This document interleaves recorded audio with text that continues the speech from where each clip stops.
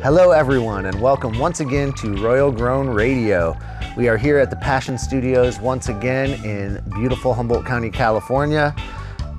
I'm Michael Beck, joined as always by my co-host, Rick Elliott. Thanks for showing up. We've got some special guests here today, people Rick's been connected with in the community for a long time, people I've seen from afar and seen their product out there on the market. It's fantastic stuff, a farm out of Trinity County. We have Tap and Gina from Trinity Soul Grown Farms. Welcome. All right, thank you. Hello. How's it going? Thanks for coming, guys. Yeah, good to see you. welcome. Thanks for having us. Absolutely. So Royal Grown Radio, we really like to dig into the culture and roots of the people in the cannabis industry now and find out like how we all got here and ended up in the same room, and how you ended up here in Northern California in Trinity, and like one of the least populated places in the state in the middle of nowhere. Mm-hmm. Growing some of the finest herb available on the planet. So what brought you two together and here? Well, it's, it was a series of steps, really. It was, for me, I'm originally from Southern California and then moved to Berkeley for college. And at that same time, some of my friends from SoCal had moved to Humboldt to go to HSU. And it's, they would come down to the Bay, and cut loose down there and started, bringing samples of stuff. And, so I started visiting up here. And then after college, decided I wanted to make the move up here. And it was a beautiful place and gorgeous and surfing, and just was a great existence up here. And then when it came time to looking for property, prices were already going up in Trinity, and in Humboldt. And I'd always loved Trinity, whether it's the lake or the Alps, and just love that region. And when I started kind of pricing properties and looking around, I'd always liked that region, and just found a property in a spot that, suited me and honestly my budget at the time. And just decided that was the place I found where we're at was a match. And honestly, I didn't know anybody out there. At all. And people were like, "You're crazy," they're like, that's like super redneck and out there, and I'm like, I kind of like it actually. I was gonna say, there's a benefit sometimes. Yeah, it's it's a lot less hippie, but I like that hard blue collar. People are pretty honestly as respectful as you are to them. Usually, you get it right back, and so it is a little bit different of a scene, and it's a lot different, honestly, but it's gorgeous. And it turns out the climate out there too for the cannabis, the really low humidity, getting off the coast and whatnot, the plants really respond to. And you don't have that, you're not quite all the way into the valley floor again, like once you get to Redding where it's just all hot and dry, you still have the trees around you and whatnot. And it has turned out to be a great place to grow cannabis. So that worked out. And I've just grown to love it. But we do kind of have like a dual county existence, like we're here in the winters, but once the season cranks up, April through December, we're more or less exclusively out there. But to still have a house here on the coast and, every, whether it's once a week or once every couple of weeks, to be able to get out of that heat is oppressive. It's a good refresh. Best of both worlds. You get out here and you feel the moisture soak into your skin again, and you're like, oh good, but then a couple days into the fog, midsummer fog, you're like, where's the sun? Yep. So, to have the ability to bounce back and forth, even though we are 95% out there, is a nice thing. I was like driving on the 299, you're coming up over, was it Lord Ellis? And it's like, it's been hot. It's been hot for weeks. You're dying. You're skinny. Right. Like you've lost all your. Reaching for your sweatshirt in the backseat. And you come over that last crest, and you just watch the temperature gauge on your truck, and then all of a sudden you realize you're rolling the windows up. Oh shit, it's cold out. Turning the heater on. Yeah, drops in July. Yeah. You're like, why am I in flip-flops right now? It's frigid on the coast. It's just really what led me to Humboldt, the friends that I had that were previously here, and then getting exposed to it and loving it. And after, living in the Bay Area for a long period of time, through college and whatnot, and just kind of being ready for a move out of, towards the less populated existence. And, it was, it was challenging at first. It's a tight-knit community up here first. Everyone, especially in this scene, is very tight-lipped and not that social. As someone that was pretty social, like even people I knew, were still like, now you're the new guy here. I'm like, you know me forever. I'm not just some rando. It's hard to break in. I moved here in the early 2000s, and it was hard to connect with people. Exactly. I moved up in 2001. Yeah. And these are people when that I met you. It was probably right then. I met you in '99. I briefly, mutual friends of ours, we were all living in Fieldbrook on Kingston. I'd made an attempt up here in '99, and it kind of faltered, and I went back to the Bay for a year or so. But yeah, Fieldbrook '99. So yeah, we've known each other for 23 years now. Feeling that. Exactly, half my life ago. Yeah, exactly. At this point. That's what I love about doing this podcast too. Is we have known each other a long time, over 2 decades. And having guests on that I've known a long time, I love the opportunity to even learn something that I didn't know in 23 years, which I didn't know you went to school in Berkeley. Yeah. Oh, shit. You haven't heard that? No, you were just a hippie kid like me living in Blue Lake, and you were in Fieldbrook. I graduated too. I actually pulled it off. And it was very difficult when he had like all my friends from Humboldt coming down on the weekly, basically to go see Maritime Hall shows and Warfield shows. So everyone was coming down here and just would show up Friday and leave Sunday, and then I'd be like, I gotta go do homework. Everyone's like partying, and I'm like, I got homework to do. And so miraculously pulled it off still and graduated. But then was just went to Hawaii for a while, and just kind of 9/11 happened and like all this shit. And I was just like, dude, I don't even know if I want to like be in a big city at this point, and came up here and I was like, well, this is a new adventure, and still is this kind of oasis of, it's a bubble that people still don't really know about. I mean, it's getting exposed now, but like it is this kind of this like alternate reality, and then then you have Trinity, which is like alternate reality. Yeah, people don't even know about that one. What's the Humboldt County's best kept secret? Trinity. The quiet sister for sure. So yeah, just Trinity is an extension of that just adventure and to this region, and I love it out there. I do love it out there. I'm also grateful to have my existence here. It's hard living out there. We're off grid. That's fully off grid. We're still living like we're trying to not get caught, like just completely below the radar, and it's hard. So it is nice to at least have the balance to come back and take a break. You guys had me out there. I don't know when that was. A couple years back. We've known each other for 23 years. It could have been. The infrastructure has not improved much. Yeah, it was probably 3 or 4 years ago. I want to say. I know it. Yeah. Two or three. Years. And I remember how like digging how close, even though you guys are off grid and remote, but it was actually relatively close to where it's great. We're behind some locked gates. We're on a ridge, so we can like look on a ridge, and you can look east towards Redding and see Lewiston, and we look west and you can see Weaverville, and you can look north and see Mount Shasta.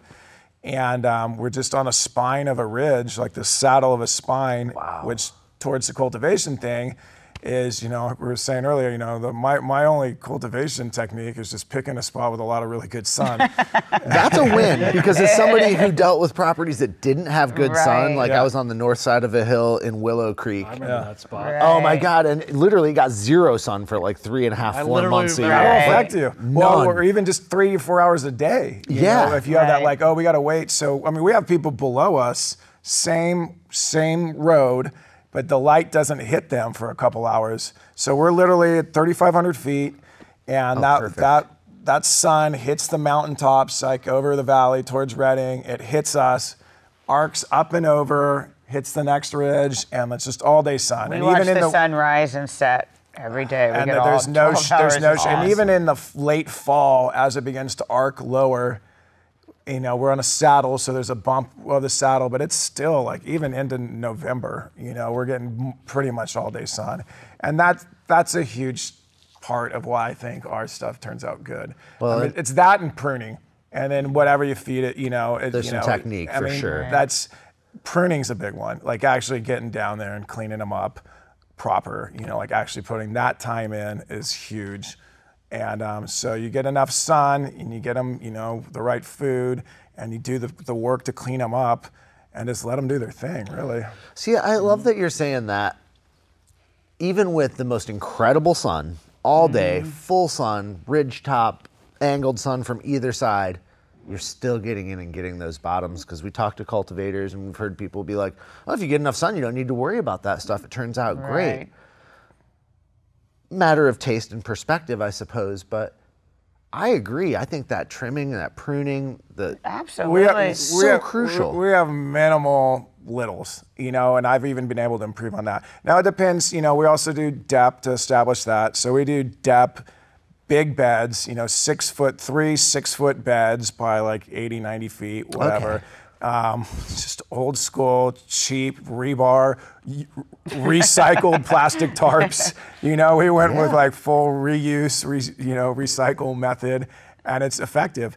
But so kind of applying somewhat of the sea green and indoor technique, like really with the depping, it is kind of like applying like a 12-12 indoor kind of approach to outdoors. So we aren't just doing huge 12-foot full term, big, you know, 200, 500 gallon, you know, bags. We're doing these beds, we're doing relatively high numbers, and we veg them. Oh, that's the other thing, we veg long too. We don't do for that quick flip, like, and we could, but I really like letting those roots fill in, let the plants fill, top them a few times, spread them out, and then once you flip them, boom, they take off.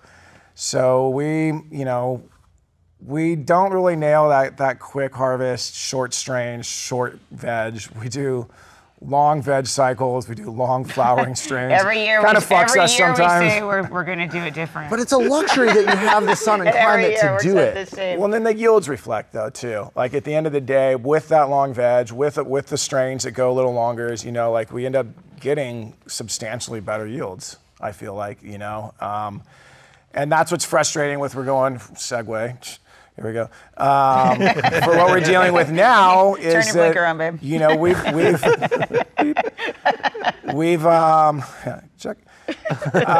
got this whole thing we're up against with the county. You know, we've been county licensed and state licensed since we've had the ability to do that. You know, we're one of the 2017 with the county. We're one of the first 10 state licensed farms in Trinity County. Amazing. Fully state licensed farms, and we've, you know, and because the county didn't do their due diligence and their environmental impact report stuff, and they got placed on us to do these Appendix Cs, which Humboldt had gone through, was placed on the farmers to do it, but they got it out of the way early. Now they've laid this on us because of this lawsuit. They revoked our license. Like mid-season last year, we wound up without a county license in September of last year. Right at harvest, everyone in the county lost their county license, no fault of their own. We'd done everything right, and they just, the county program is now basically lapsed in its own process, and so all of the license holders had that weight to bear, and so we were allowed to finish a harvest, and then we had to just kind of cut ties until we could get this environmental report, which is, you know, another, as everything else in this industry, tens of thousands of dollars upon shelling out. And now, and they're like, okay, well, we're not going to issue these count. Now, mind you, we're fully state licensed, which was the big hurdle to get to. And now the county's like, well, hold on now. So back to doing DEP and doing, you know, we try to do 2 rounds, and now we're in this holding pattern where we've submitted our Appendix C. It's been approved through the paperwork phase, which again, I think we were one of the first 10 or something to get that paperwork. Hot on it. But they need, exactly. But thank you to my consultants, by the way. I'm not that savvy enough to go through all the red tape and all that, you know, bureaucratic. I just like to, it's worth money for us just to be like, dude, let us stick to the growing. You guys handle that.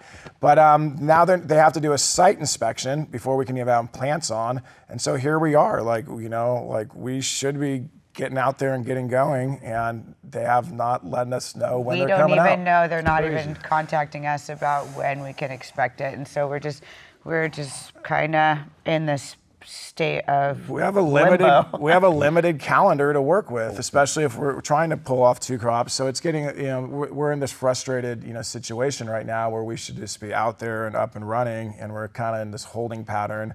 And I'm hoping in the next week or 2, because we have passed this paperwork phase, that they will get out there and sign off on us, but it's just kind of like, it sucks to have things. You've done everything you can do, and now it's out of your hands, and you're dealing with a understaffed county. Unfortunately. Well, and when we only have this window to make, and we took a really big hit last year. We lost an entire crop to smoke damage, and so we don't have another year to give.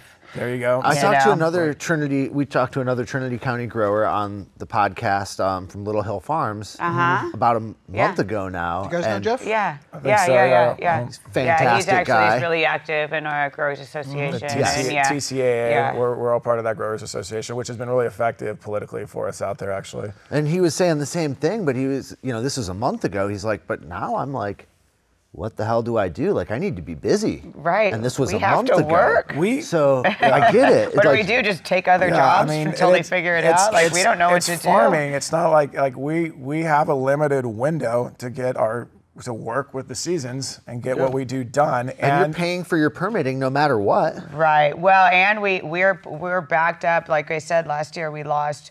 The Monument Fire started July 30th of last year, and we spent 5 weeks in the smoke, and we had no sun and all smoke. We lost our first round, and we lost 5 weeks of growing of our second round because of the smoke. We didn't have sun. Our goal this year was to get out of the ground before that fire season starts. Well, we've already missed that window because of this delay. So now we're looking at wildfires. We're looking at not having a second round. Luckily, we're getting this rain and snow right now, which hopefully will, not make it quite as tinderboxy as it was last year. But I've been out there for 10 years, and there's fires every year. The last few years have been horrific. Last year, though, specifically. So we're on this ridge, and that wind that comes up off the coast, that blows through Willow Creek every afternoon, it comes all the way to us and hits our ridge. So it comes up and over our ridge, and we get slammed by wind. So when those fires were west of us, we literally, it was right while we were harvesting, that smoke was blowing through us. I mean, we shouldn't have even been in those conditions breathing it wise, and we'd have people there to harvest and stuff, and we'd have to put them up in hotel rooms. I was paying people to not work because it was a health risk, and then because we hang in sheds and whatnot, and they're not fully airtight or whatnot, and we lost our first round's our big push, and we basically lost it to smoke damage, and then the second round, we had those October rains, and there was mold, and it was a loss last year. Straight up, it was a loss. So for us to be now luckily, we had a successful year the year before, and we were able to lean onto that, had some savings to get us to now, and to now be waiting on the county is frustrating. And every month without a paycheck. This is our chance to that's crazy. Get even and make up for last year and kind of get our bearings again. And so to have it out of our hands because of some bureaucratic stuff is a little frustrating. So one thing we were talking with Jeff about, and I've talked to a few other Trinity County growers, because I feel like this is a really time-sensitive issue and important stuff to talk about. He was like, well, it's really crazy because now it's just a code violation, but then I stand losing my license. Right. That you've worked so hard for. Now it's not illegal, not like the state's going to arrest me or prosecute me or the feds or anything. I'm licensed. But if I grow against county ordinance, now it's a permit violation. Well, your property's not worth anything either. I mean, I can't sell a property that's not going to be licensable by the county, so we're looking at sort of bigger picture, and we want to do things right, we're out there. We want to be the example, We thought we were going to one of those farms. So we're like, hey, look, we believe in having a clean environment and a healthy farms and being a productive part of the community. And now you guys aren't letting us do our job because of understaffing or whatever. We were told 50 of these permits were going to be processed before the end of the new year. Before Christmas. And I don't think any of them have been issued. Somebody told me like 6 or 9. Yeah. So we really frustrating. felt like once we went legal, we could, no longer he talks about rich top, we're in fly zone. So us not looking over our shoulder is a really big deal for us. And when we got our licenses, it just felt so good. But because of the county and because of the issues we've had with the county, we have literally looked harder over our shoulder than we did pre 2017. Well, there's just more on the because of line. how hard they've made it. In a different way. Well, and this is the thing, they haven't come out and said what they're going to do. They've been like, well, if we see that you're state licensed and you've submitted your Appendix C, then we're not going to make you a priority, but we may or may not fine you, and we're not sure how much that's going to be. I'm like, so wait, I could just go work for all of this just to have you just basically fine me for whatever I worked for, or not, or No take good. my license or not. And it's just like, man, like just work with us that are doing this. We've made it past the paperwork phase. Get up there, make the inspection. I know the guy that does the inspections. He's been up there a few times, so he's clearly not the one scheduling it, and like you said, my property's close to town. Like It should be on top of the list. Right. I'm through the paperwork. I'm not out in the sticks. Like I can look and see. We have no basically the county water offices access, which makes us really easy as far as environmental impact. Well, I'm not near any of these. We're on a dry ridge. So, and I'm still hopeful. I still give it a next, week or two, where it could still not really, really affect the season. Especially because of how the weather's gone. That's it. Right. It's been snowing up Right. there. We didn't and it's lose cold, any good sun and in that's the last good. couple of weeks. It's for good sure. that we need the Before it, rain. but- Right. It's good that we need the rain, and it's also good because it's not like ideal growing, situation right We're now. feeling that even with the market, even without the sun being part of the equation, just the market, people actually being able to recoup some of what they put out last year, Right. and having the money to kind of reinvest into a new season. I think that like the way that the season's kind of playing out right now, it's just starting to kind of maybe start to get Right. and hopefully it's like right in time for the sun and Right. they meet and everything, rainbows and unicorns. Right. start Well, I flying know out. a few I'm people. actually still positive. I feel like if something gives still in these next couple of weeks, you know what I mean? There's still a reality. We did try to, get earlier and earlier and earlier on our first harvest just to make that second harvest better. And we've improved on that, not trying to run out of time on that second harvest. But I'm still hopeful, it's just frustrating knowing that, like, man, it's out of my hands.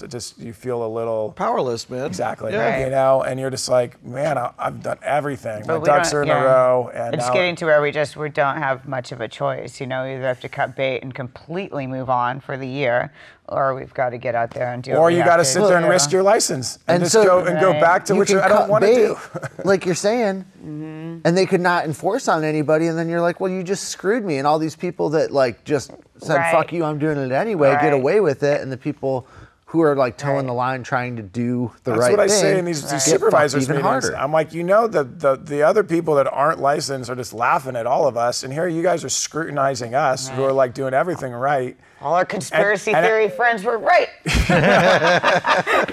Don't go legal, man. Don't go legal. You're right. Drink quick. Challenges for sure. Yeah. So you two, it seems like you've been together for as long as I've known you, even though I know that that's not accurate. Gina, how did you get to Humboldt, and how did you guys meet? Oh man, I don't even think- I followed this guy up here. Well, we met at a further show at the Greek. Dead. One of those names that they were using at some point. Good lineup. I like the further I stuff. love that Warren Hayes. further Are you kidding? stuff. No, not Warren Oh, that was a dead. Sorry, that was earlier. No, this was the Kadlachek. It was the Yeah. Bobby and Phil, Joe Russo, Kadlachek lineup. Oh yeah. That was so good. Those are great. They sounded like a dead cover band, but they were a good one. I mean, you got Bobby and Phil up there. It's pretty legit. Yeah. There were moments where if you closed your eyes, it was Right. there. Yeah. No, That's like that with John Kay. Pretty much anything I've seen him in, he's Right. pretty extraordinary. Yeah, he channels the Jerry thing, and then when you actually have Bobby's vocals and Phil's bass in there, like you can close your eyes and be like, okay, this feels legit. But back to Berkeley. We met at the Berkeley Greek. Yeah, I was living in the East Bay with my kids, who were just preteens at the time, and we just both wound up at the same show. We both wound up kind of separated from the groups we had gone with, and we both wound up in and or near a beer line. And Imagine that. It was a strategic spot where you could dance and be near a bathroom and a beer line. Is that on the left side of the stage? That one? Facing the stage to the left, so Yes, technically that stage right corner. below the grass, right below the grass there in front of the wall, the top of the seats. I know the spot. First aisle off of the beer line right there. So I know exactly where it is. So we kind of started dancing and, whatever, just kind of feeling the little the aerial vibe there. And we start talking, and he asked where I'm from, and I was living right there, and just South Oakland, and I was like, where are you from? He goes, well, I live up in Humboldt, and I'm like, I've never been to Humboldt, and he goes, wait, you've never been to Humboldt? And I go, no, and he goes, that means you don't know anyone in Humboldt. And I go, no. He goes, you mean you don't know anyone from Humboldt? And I go, no. I'm like, you don't know anybody from Humboldt. You don't know anyone I know. You don't know any. She's like, no. I'm like, rad. He goes, can I have your number? Perfect. So we dated over, when at the time I wasn't really even familiar with how what he was doing for Cannabis a living. culture. And so, we met in September, and I wanted him to come back and see me, and he was like, well, sometimes you come to the Bay, and we talked on the phone forever.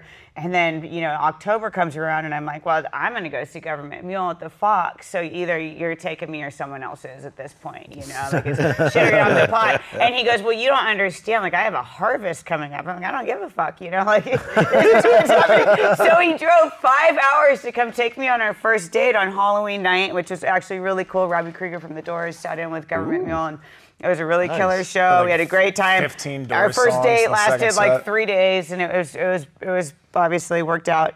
But then he got back, and he goes, man, I got robbed. Someone rolled up there and took tops off my I pants. remember this. I was like, no. Actually, what happened is I had a guy working with me, and I was going to go down to the shows. No, that was the further show, though. That was the show we met at.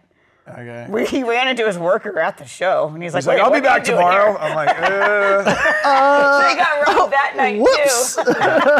This was back when there was nobody on my hill. Now there's like multiple farms up there, but we were the only one, and it was super never like left that, Yeah. We kind of were out there and like exposed, and people could see you coming and going, and people saw us go a couple times, and some people were riding quads up there and like cutting tops off, but here we are.